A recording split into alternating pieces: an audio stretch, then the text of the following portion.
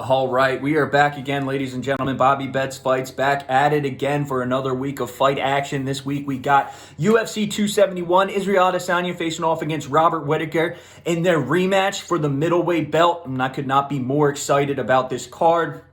Coming off back-to-back weeks of positive units, one more week of being in the green, and we are officially on a heater, baby. So I'm ready to jump into it. I'm going to give you my review. I'm going to start off with the early prelims, go all the way up through the main card, up through the main event, give you guys who I like, and then on Friday after the weigh-ins, I'll go ahead and give you my picks for the week. All right, so let's start it off with the first fight. We got Jeremiah Wells versus Blood Diamond. Yes, you heard that correct. Blood Diamond, Mike Mathitha. He only goes by Blood Diamond, okay? And this is a very ridiculous matchup to start off the card because you got Jeremiah Wells, 9-2, accomplished MMA fighter, very well known in the regional scene. Had his UFC debut, very impressive fight against Warlley Alves, ended up finishing him off in the second round.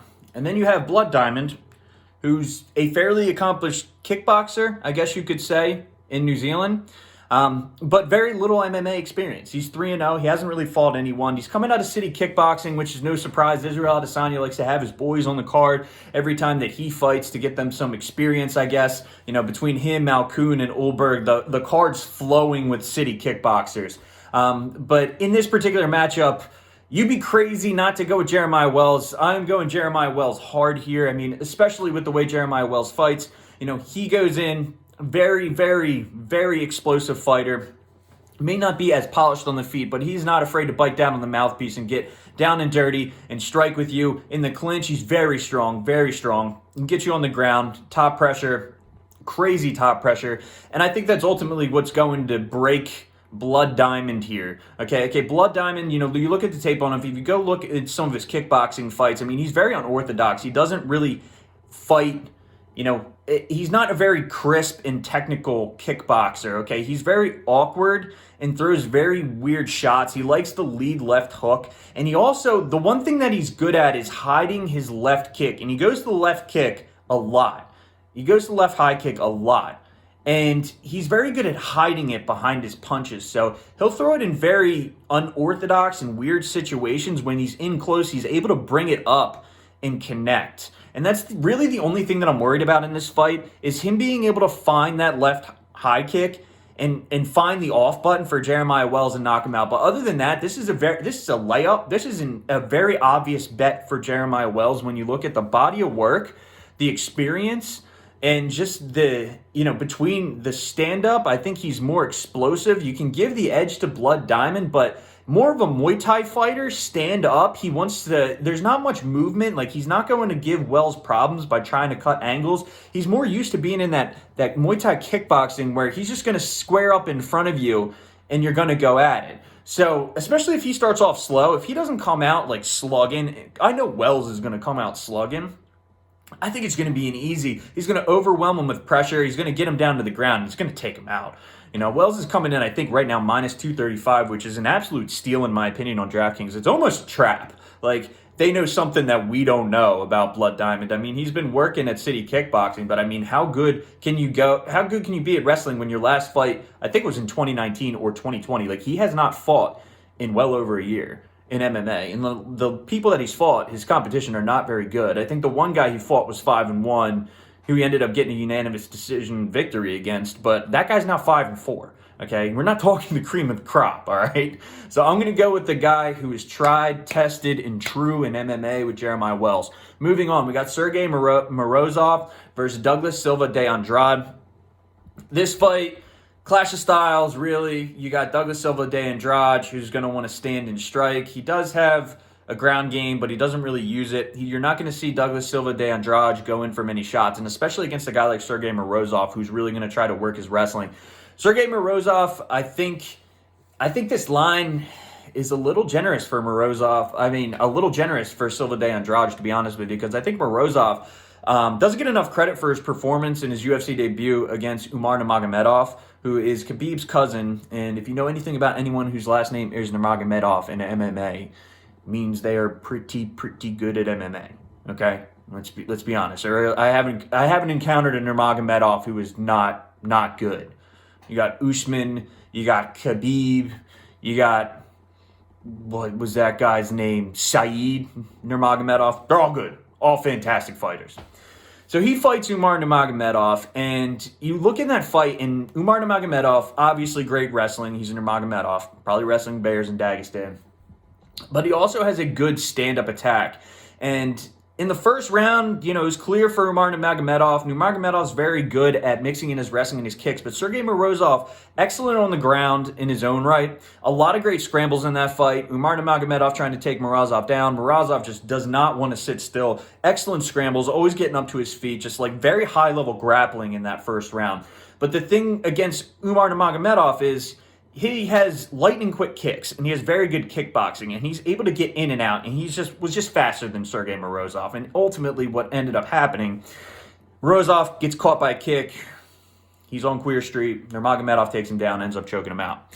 I think that's the reason why the line is what it is, but if you look at Morozov's fight against Khalid Taha, like he earned his respect on the feet, and that really was the only thing worrying me against Silva de Andrade, who's going to look to strike. I mean, Silva de Andrade throws very, very heavy strikes. With every strike that he has, he's looking to knock you out. He's throwing it with 100%. And when you throw those strikes at 100%, you leave yourself open for the takedown because you have to be heavy on your feet. You have to sit down on your punches to throw that. And if you overcommit, that leaves you open to get double leg. That leaves you open to get taken down.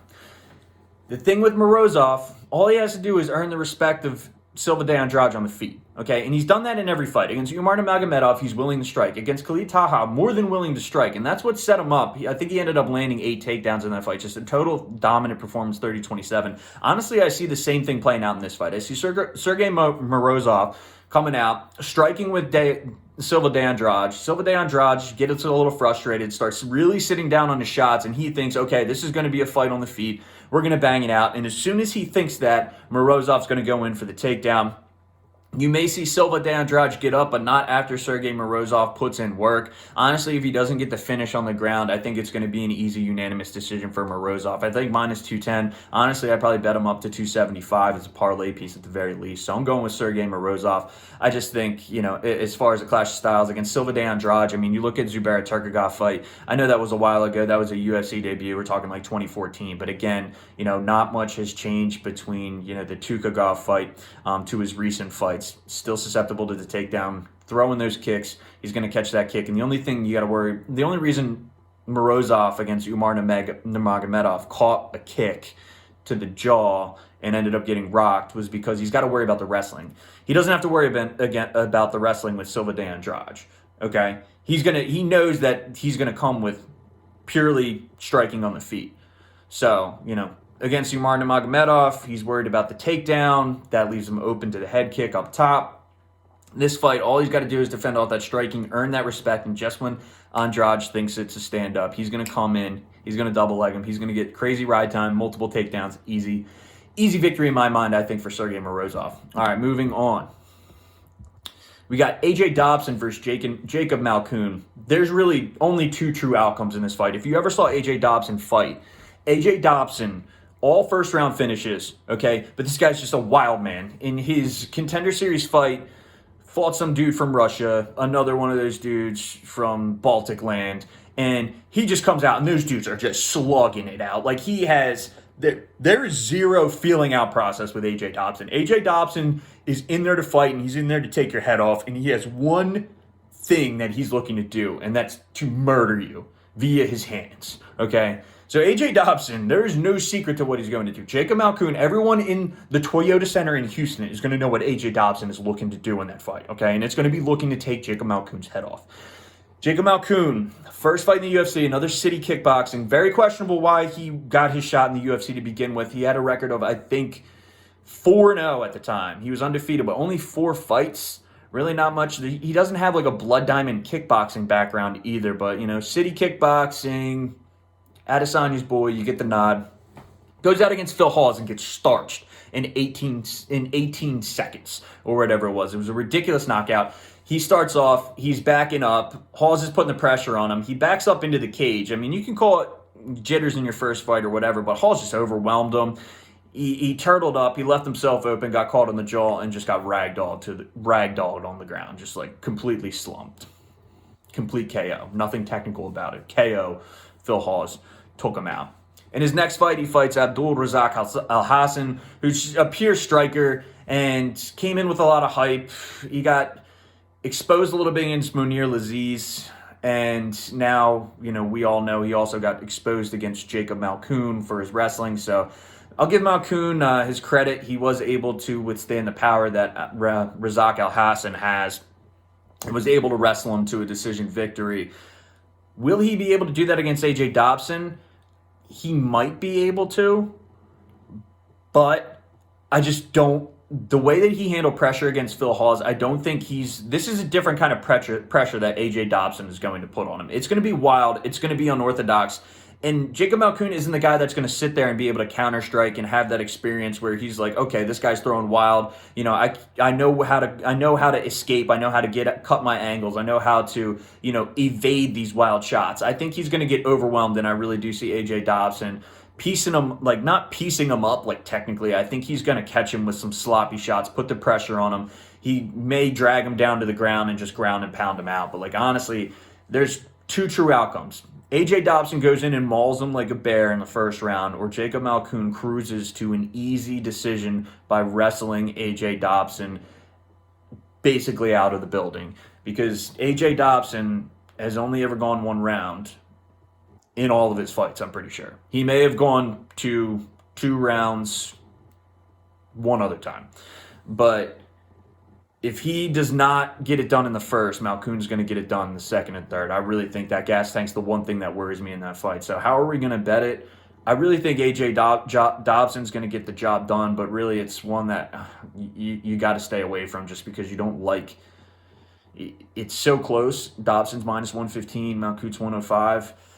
If you're not betting Dobson, I think you got to stay away. I think it's too dangerous to bet Malkoun to get that decision. But I'll tell you what, if Dobson comes out and mauls him in the first round and doesn't get the finish, and he's starting to look gassed, you might want to think about a live flyer on Malkoun, because I really think when the gas goes for Dobson, it's going to go quick. Anyway, moving on. So we'll go with AJ Dobson for now. Moving on, we got Carlos Ulberg versus Fabio Cherant. In this one, Fabio Cherant has had a tough go at it in the UFC. Coming off LFA, I mean, he's got a decent body of work, but, against William Knight, highlight reel KO. He was actually having some success. I thought it was pretty even on the feet until he got knocked out flat on the left by Knight. He got submitted by Alonzo Menifield, arm triangle choke. And he's fighting Carlos Ulberg, who's a very accomplished kickboxer from, you guessed it, City Kickboxing, another New Zealander. But Carlos Ulberg, very accomplished kickboxer, very impressive Contender Series debut. Ended up knocking the guy out, I believe, in the second round, and then had a very good fight against Kennedy Nchukwu. Ended up getting knocked out in that fight, but he had Nchukwu rocked in that fight. And Nchukwu came back and then ultimately ended up slugging it out with Ulberg, and they were just it was an awesome fight, a slobber knocker, and he ended up catching Ulberg. But honestly, it could have went either way. I think Kennedy Nchukwu has proven that he is a pretty tough SOB in the UFC. So, no harm, no foul for Ulberg. His stock doesn't go down in my book in that fight. It actually goes up. But against Fabio Cherant, this one's, all going to hinge on whether Fabio Cherant's going to be able to get Carlos Ulberg to the ground, because Ulberg's going to have such a distinct advantage on the feet. Wouldn't be surprised if Ulberg starts off slow, kind of gets his reads, and then starts to pick Fabio Cherant apart. Cherant's going to have to get the fight to the ground. Will he be able to wrestle Carlos Ulberg to the ground? I don't think he will, and I think he's just going to be lost, just flat out lost when he's, ultimately realizes that he's not going to be able to get Ulberg down. And then Ulberg's going to take over on the feet. So Ulberg's minus 235, Cherant plus 190. I think that line's pretty fair, but I'm going Ulberg in this one. Not much more to say about it. I'm going Carlos Ulberg. I don't think Fabio Cherant, I don't think they did him any favors lining him up with Carlos Ulberg in this matchup when he desperately needs a win. So I got Ulberg in that one. Moving on, Alexander Hernandez versus Renato Moicano. Not a huge Alexander Hernandez fan. I love that he exudes confidence, but I'll be honest, he sounds like kind of a prick. And after being humbled multiple times in the UFC, starting with Cowboy Cerrone knocking his block off with a kick, he still talks a lot. And there's a dog outside. Goddamn Coyotes are at it again. Anyway, Alexander Hernandez fighting Renato Moicano. This is a tough one to pick. Moicano's the favorite at -170. Hernandez +150. I think they had a little bit of money come in on Hernandez, so he's probably +145, +140 right now. But again, this one is going to be tough because I see it playing out where Renato Moicano comes out and he's going to take the center of the cage, and Alexander Hernandez has very good movement. Sometimes I don't think he moves with a purpose. I think he just moves. But he mixes in feints, and he does touch dudes up. I mean, it's when he's faced tougher competition, you've seen that he's overmatched. But when he fights cans, he does what he's supposed to do with cans. He knocks them out. I mean, Grutzmacher came in, knocked him clear out. I forget who he fought in his last fight, but came in, another impressive knockout. Okay, but Moicano, not a can. Another guy who is similar to Hernandez, kind of flounders when he has a step up in competition. I mean, he's fought Aldo. He's fought Fiziev most recently. And he's fought someone else too. Let's look that up real quick. Who is Moicano fight? Let's do a trusted tapology here. Pull up the homie. Renato Moicano. All right, here we go. Renato Moicano. Yeah, Fiziev, Korean Zombie, another one. Brian Ortega. I mean, these are all, I guess you could say, good losses. But at the end of the day, when he has a step up in competition, he flounders.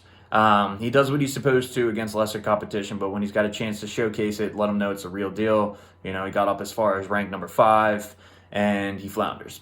Against Alexander Hernandez, I'm probably going to give Moicano the edge in this one, but I think Hernandez has a shot. He's a little bit of a live dog here. Moicano has decent striking, I would say. I don't see Moicano going in for a shot, but I don't see Alexander Hernandez wanting to play on the ground with Moicano either, who's an accomplished jiu-jitsu practitioner. Just beat Chase Hooper in a grappling match, actually. So Hernandez is going to want to keep it on the feet if he wants any chance to win. I mean, he's confident in his grappling, but again, fight against Thiago Moises. Thiago Moises won that one pretty clearly, 30-27. Hernandez thought he won, but he always thinks he wins. But Moicano, the only thing that worries me about Moicano is he likes to hand fight a lot. Like, he keeps his arms out, and he likes to touch, and he likes to work off that jab. So two things, he's going to be heavy on that front foot, and Hernandez did mix in some good leg kicks against Thiago Moises. So if he makes it a point to touch that leg, that's going to be that should be a point of emphasis for him to try to break down Moicano and get him thinking about that lower half. And then also he likes to hand fight, and Alexander Hernandez, if he's hand fighting with him, I think Hernandez is going to be able to piece him up and get through. It's just going to be a matter of whether Hernandez has the power to put Moicano down. I don't think he does. I think Rafael Fiziev is a very accomplished Muay Thai fighter, and you can't compare the power of Rafael Fiziev to the power of Alexander Hernandez. Also, Alexander Hernandez is going to be on his bike, in my opinion, a lot in that fight. He's going to be the one moving. He's going to be the one. Moicano is going to be the one pursuing. He's going to be the one expending the energy in this fight. So I really think his power is going to zap unless he gets it done in the first and finds that button, and I don't think he is. So I'm going to go with Moicano on this one, -170, but I will say Hernandez is a little bit of a live dog in that.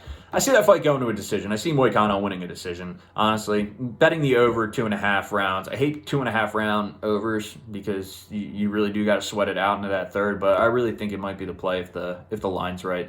If you're getting close to even money, you might want to look into that. We will take a look into that actually on Friday. But going with Moicano. All right. Last fight on the early prelims, Ronnie Lawrence versus Mana Martinez.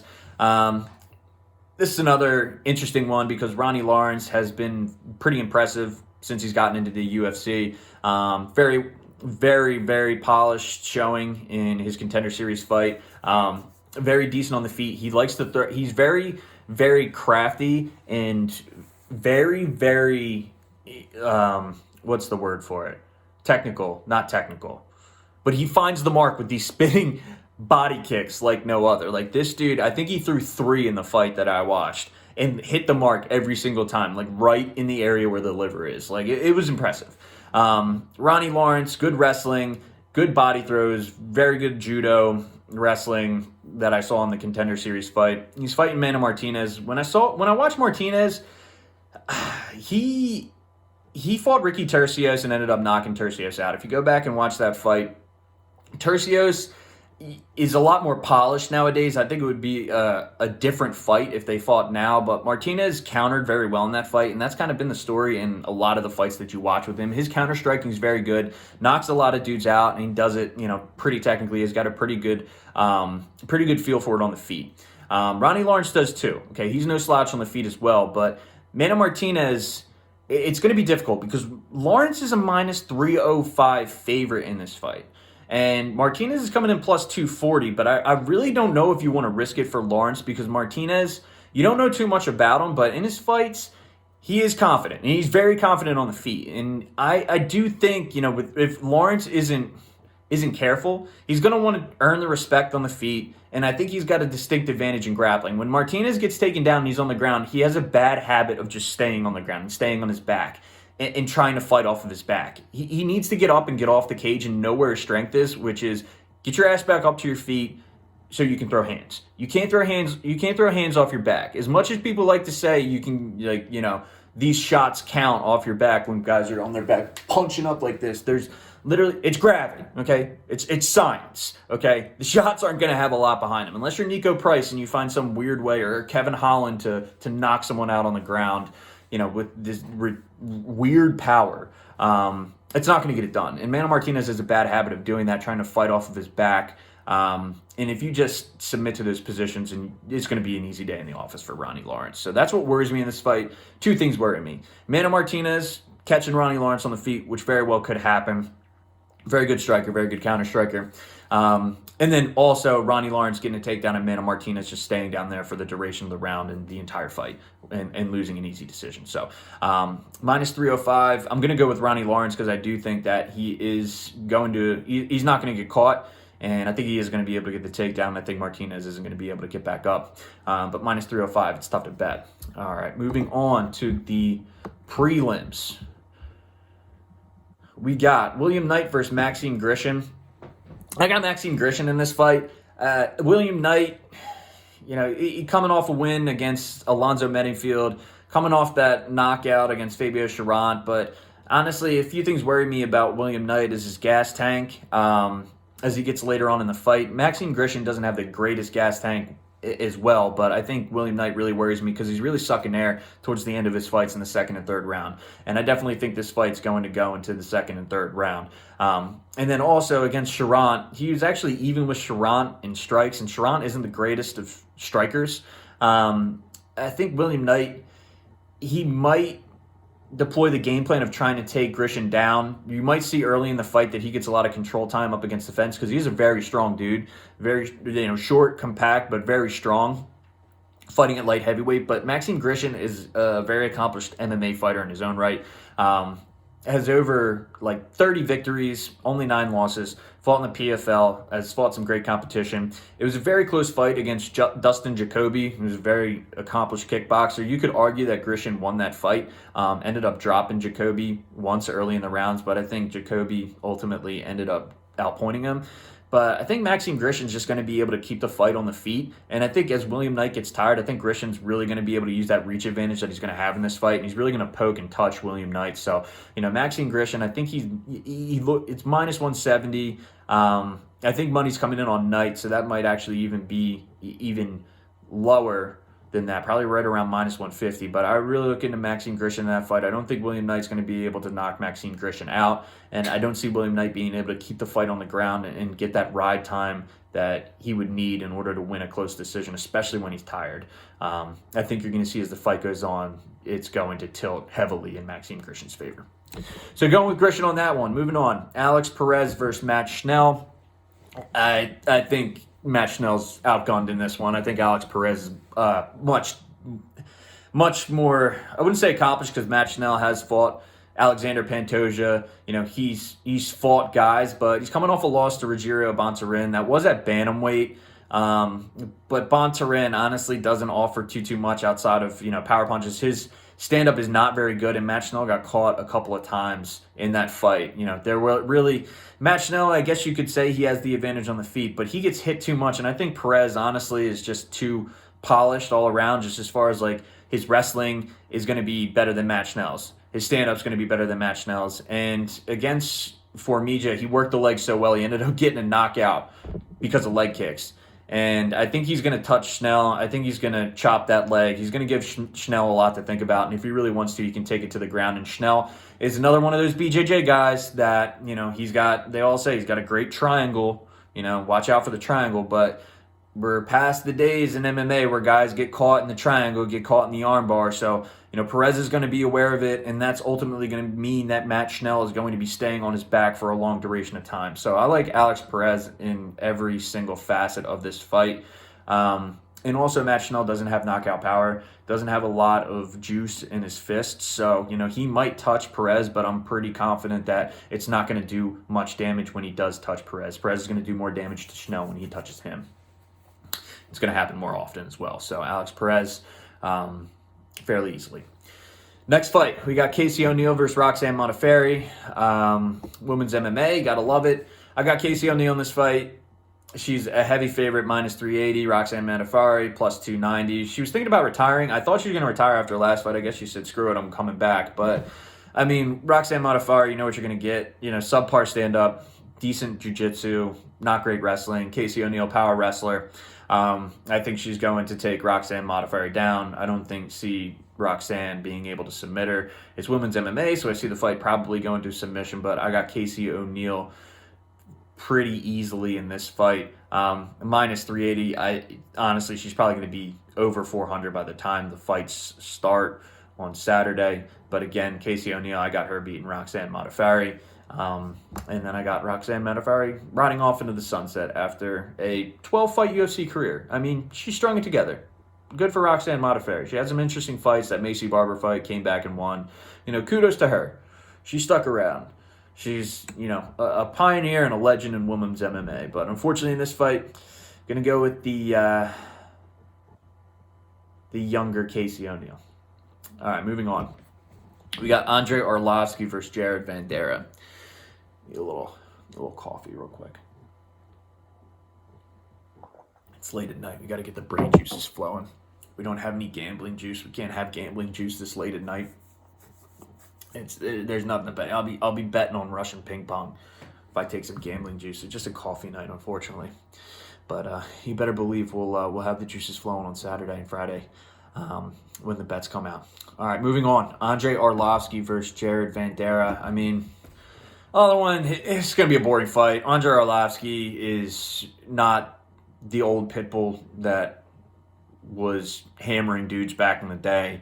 Andrei Arlovski, good for him though. He makes a lot of money to fight, so why not keep fighting if you can at age 43? But he's got a new game plan. It's actually working out pretty damn well for him. He's like 4-1 or 5-1.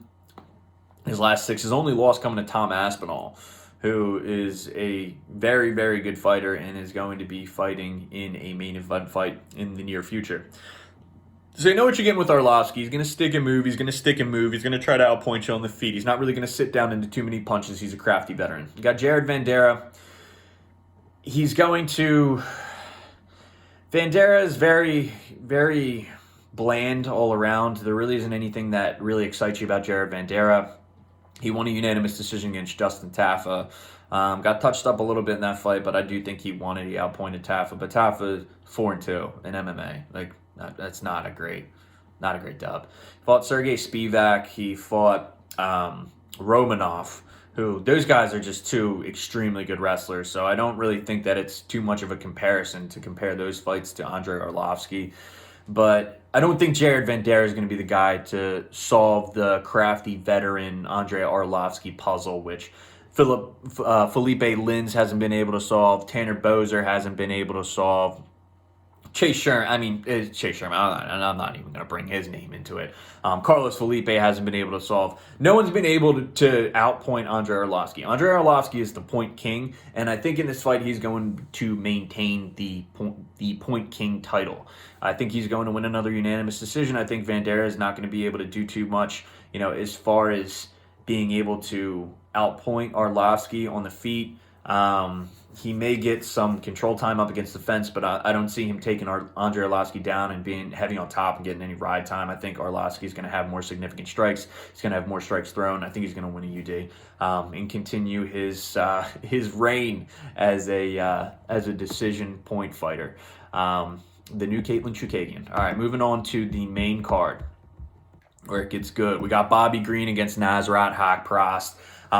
This is an excellent fight. I really love Bobby Green. You watch any Bobby Green fight, it's never a boring fight with Bobby Green. I mean, he is a guy who's going to be in your face. He's going to keep his hands low. He's going to fight. He's going to come out. He's going to fight you. He's going to talk to you.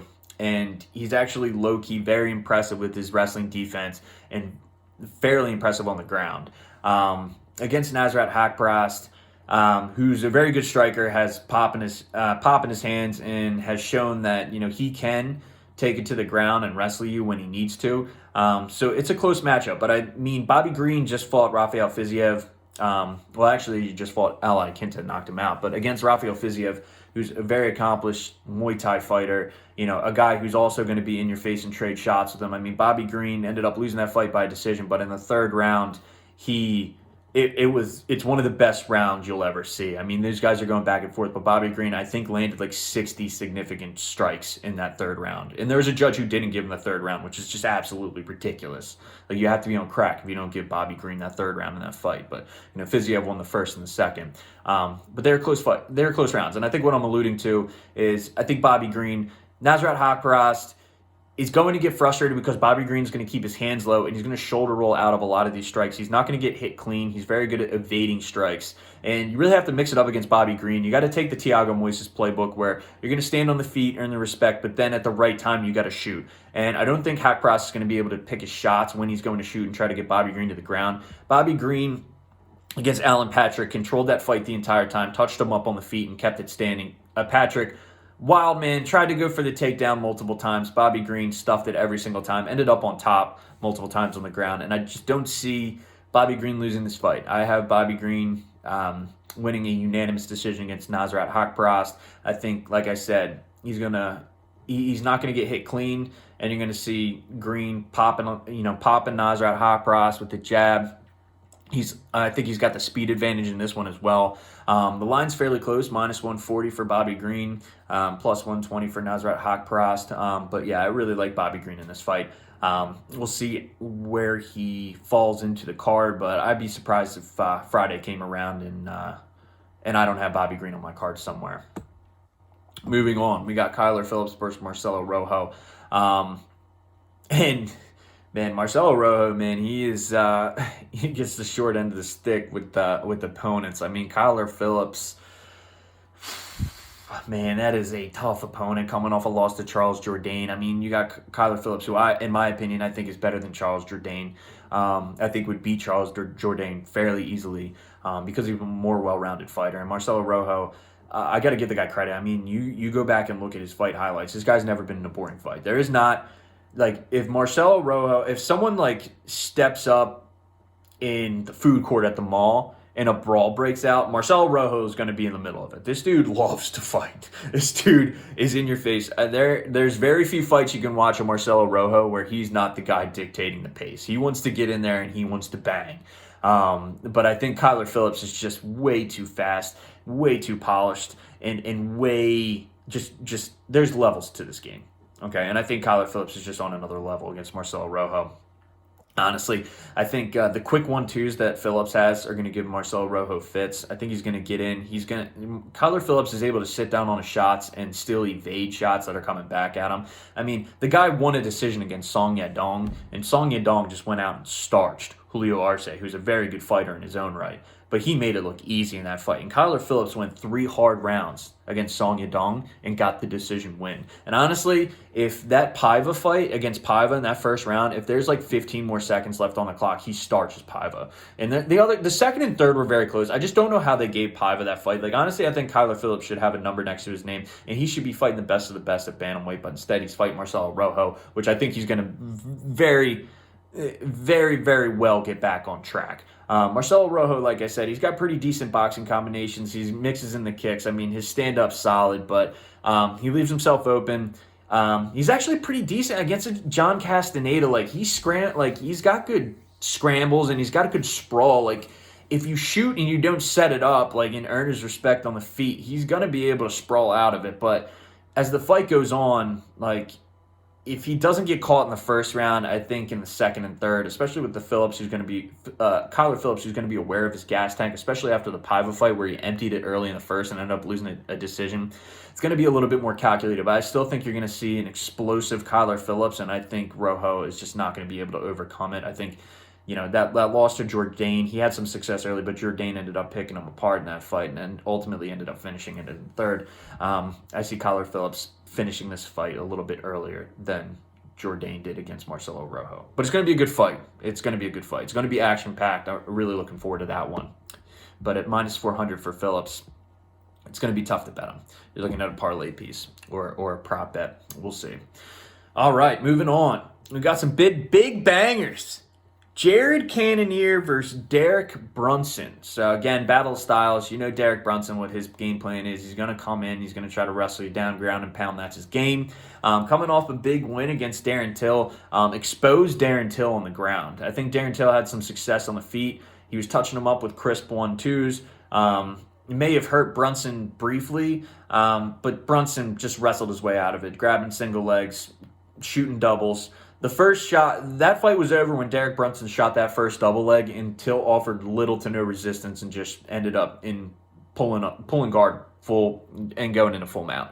Not full mount, Jesus Christ. Going into guard, full guard, and just letting Brunson start to work from there. So that fight, it's tough because I think Jared Cannonier, who has fought at light heavyweight, and I believe he's even fought at heavyweight. Like, he has dropped so much weight and now fighting at middleweight. Like, he is an extremely strong dude, okay, with pretty decent takedown defense. And you got to give Jared Cannonier the edge on the feet. He's not going to come at you with volume, but he's very crisp and he's sharp and he's fast. He's very fast on the feet. So, how I see this one playing out, it's a clash of styles. And there's ultimately two outcomes. It's Jared Cannonier picking Derek Brunson apart on the feet and knocking him out, or cruising to a unanimous decision victory, or Derek Brunson taking Jared Cannonier down multiple times, tiring him out, and getting either a submission, ground and pound victory, or a unanimous decision, which I know does not help anyone out when you're like trying to pick a prop bet, like to narrow it down. But he can get it done in a number of different ways. But the only way that he gets it done in any one of those ways is if he takes down Cannonier. And I don't think he can do it. I think he can get Cannonier down on the ground, but Cannonier is very aware. And if you look against Gastelum, Gastelum was able to get those positions with his hand lock, able to duck under a lot of these Cannonier shots and get his hands together. But Cannonier's just too strong. He fights the hands, he stays balanced up against the cage, and he works out of it. When he gets taken down to the ground, he immediately gets back up. He's fighting the hands, he works up against the cage, and he gets out of it. And I think he's going to be able to stand up. If Darren Till was able to stand up against Derek Brunson, I think Jared Cannonier is going to be able to stand up against Derek Brunson. And I think Jared Cannonier is going to have a lot more sting on his punches when he's fighting Derek Brunson than Darren Till had. And I think he's going to be explosive. He's going to have the power. And I think he's going to show, especially in a 3-round fight where Cannonier doesn't have to worry about going 5 like he did against Gastelum. I think that's going to pay dividends for him because he's going to be able to empty the tank more throughout the fight because it's condensed down to 3 rounds as opposed to 5 where he really had to worry about his gas tank over the course of 25 minutes. 15-minute Cannonier, I like my chances against Derek Brunson. I don't think Brunson's going to be able to get him down to the ground. I think Cannonier's going to take that one. Minus 165, liking Jared Cannonier there. Moving on to Derek Lewis versus Tai Bam Bam Tuivasa. Now, this is excellent matchmaking at its finest, okay? You got two of the heaviest-handed dudes in the heavyweight division. Derek Lewis holds the record for the most knockouts in UFC history, okay? And Tai Tuivasa, who's been on an absolute tear, just starching dudes, jumping up on the cage and just ripping shoeys. For those of you at home who are not accustomed to a shoey, it is a I don't want to pinpoint it to just Australia, but Australia and New Zealand drinking tradition where you take a shoe, pour a full beer in it, and just rip it like a shotgun or a beer bong, and it is incredible, okay? Will Tai Tuivasa be doing a shoey at the end of this fight? I don't believe so. I think Derek Lewis is going to knock Tai Tuivasa out. Going back and looking at the tape, I think Tai Tuivasa has evolved a lot as a fighter, so I want to give him his credit and really give him a breakdown, because the way he fights now and the way he's been fighting is just, he's a lot more composed. Before he was an athletic heavyweight. Like, I would consider him like very, very quick twitch and very athletic for a heavyweight, before he ended up going on that 3-fight losing streak that he had. So, Tai Tuivasa, he was a professional rugby player before, and then he went on, he was on a tear, and I think he was undefeated. And he had a 3-fight losing streak. I'm just pulling it up right now. Good old Tapology. Let's take a look here. Waiting for it to load up. All right, where'd we go? Yeah, against Junior Dos Santos, you go back and look at that fight against JDS. He was having a lot of success against JDS, but ultimately just a little bit too wild.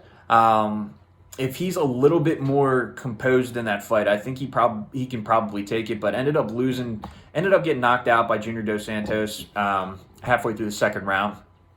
Fights Blagoy Ivanov, he's a wrestler, so, unpolished on the ground, and then fights Sergey Spivak, again, loses by arm triangle choke. Again, Blagoy Ivanov and Sergey Spivak are two very accomplished wrestlers. Tai Tuivasa at that point in his career, I don't think had the ground game that he needed.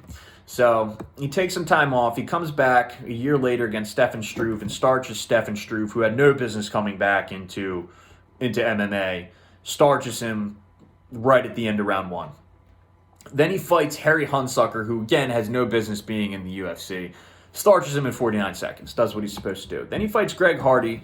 Starches him a minute into round 1. And the thing with that fight is Hardy thought he hurt Tuivasa, so he charged in. And Tuivasa just pieced him up with a heavy left and a right and just threw together a combo and flatlined Greg Hardy, which everyone in the building and everyone watching at home was super pumped about. If you weren't rooting for Tai Tuivasa to knock Greg Hardy out in that fight, and I don't know what to tell you. You must be related to Greg Hardy or something. But yeah, Tai Tuivasa goes out against Augusto Sakai, which was a big step up in competition compared to the Greg Hardys and Harry Hunsuckers of the world. Goes out and just dominates that fight. Ended the fight 26 seconds into the second round, and in my opinion, dominated in the first round. Augusto Sakai did not look like he wanted to trade with Tai Tuivasa. But Tai Tuivasa, very well-rounded game. He's going to mix in the kicks. He's not just a boxer. He's going to mix in the kicks, and when the time is right, he's going to go in with the heavy shots. And he picks his shots very well. And you can compare that similarly to Derek Lewis, who picks his shots very well. Derek Lewis, for whatever reason, he is a very interesting cat to fight. And you think you got the playbook on him, but you don't. Derek Lewis has this style where he kind of just hangs back and almost lulls you to sleep. And you get this false sense of security that Derek Lewis, this isn't the Derek Lewis that I see in the highlight reel KOs. Like this guy who's coming at you and, throwing together these combinations, like bum rushing you, piecing you up, finding the right time to just find that off button. But that's intentional. Derek Lewis is okay fighting off of his back foot, picking his shots, working a little bit. But when the time is right, he goes for it. And when he goes for it, he hits you with heavy shots, one of the most heavy-handedest dudes in this game. And he puts you out. He puts your lights out. And he's fought guys like Curtis Blades, who was a nightmare matchup for him. Curtis Blades, probably the best, if not the best, one of the best wrestlers in the heavyweight division. And what did he do? He let him, first round, you give it to Blades because Blades was touching him. And the first shot Blades took. Lewis connects on an uppercut. He was waiting for it the whole fight, okay? Against freaking the Russian dude. I can't think of his name. God damn it. What's his name? Big back tattoo. God damn it. I can't believe I'm forgetting that dude's name.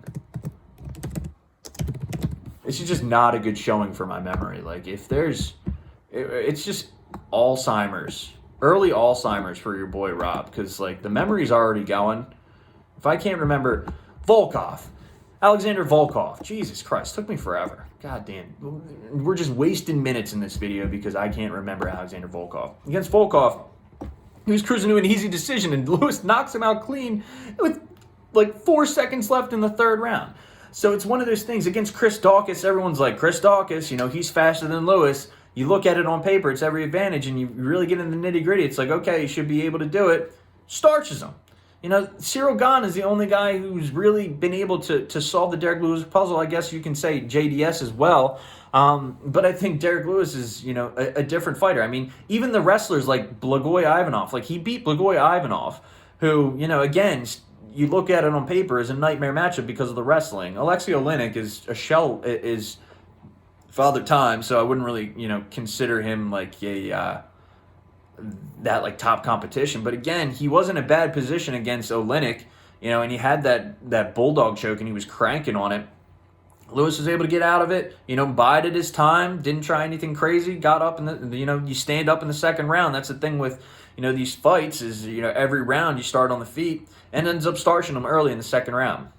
So I think it's one of those things where Tuivasa is going to have to fight almost a perfect fight to get the win against Derek Lewis, and I don't think he's going to be able to. I think Lewis, Tuivasa, although he is quick, he's not a guy who's going to be on the balls of his feet, and he's going to be in and out, and he's going to be moving around the cage, and, tough for Lewis to find the target. I think Lewis, he's going to push the pace. I think he's going to be able to touch Lewis with kicks. I think he's going to jump in, and you're going to see Lewis up against the cage in some compromising positions maybe early, but he's going to be shelled up. He's going to be blocking the majority of their shots, and I'd be really surprised if he gets rocked by anything that Ty throws early in the fight, despite Ty being heavy-handed. And I think Tuivasa is going to get that false sense of security like everyone else has, where he's got the quicker hands, like he's in and out, and he's piecing them up. And then Derek Lewis at the right time is going to pounce, and he's going to connect on some shots, and he's going to rock Tuivasa, and it's going to be another knockout victory.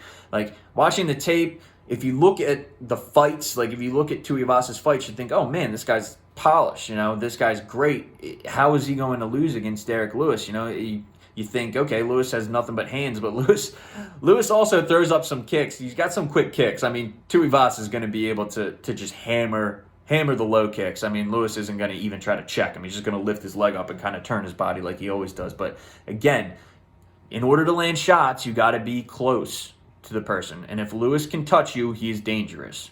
3-round fight. Lewis doesn't have to worry about his cardio for multiple rounds. I like Derek Lewis a lot. Minus 180. Again, it's the Derek Lewis effect. Don't overthink it. It's Derek Lewis. Okay? Bet Derek Lewis. Bet Derek Lewis by knockout. There you go. All right. The final fight, the main event. I know I've been yapping the entire time. Happen to look stuff up because the old memory's going. Don't have the gambling juice. I'm not as sharp as I normally am. Only got some coffee. Clearly not getting the job done, but I hope that I've done you guys justice so far to help you out with your bets this Saturday. But anyway, let's jump right into it. The title fight, Israel Adesanya versus Robert Whittaker. Don't overthink it. They already fought. Go with Israel Adesanya.